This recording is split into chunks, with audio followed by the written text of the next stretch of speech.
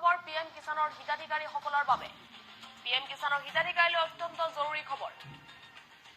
যেহেতু ইতিমধ্যে আপোনালোকে 12 নম্বৰ কিস্তিৰ ধন লাভ কৰিছে বেংকৰ একাউণ্টত পোনপটীয়াকৈ কেন্দ্ৰীয় চৰকাৰে প্ৰদান কৰিছে 12 নম্বৰ কিস্তিৰ ধন পৰৱৰ্তী কিস্তি লাভ কৰিবলৈ আধাৰ সংযুক্ত কৰক বেংকৰ সৈতে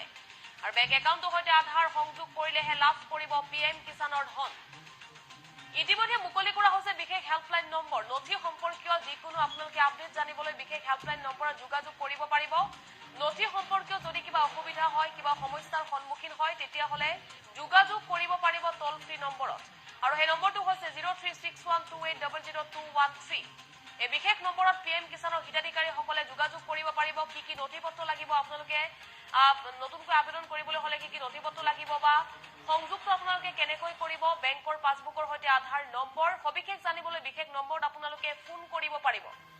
এই মুহূৰ্তত খুবেই জৰুৰী খবৰ ইতিমধ্যে পিএম কিষাণৰ যি আঁচনি সেই আঁচনিৰ জৰিয়তে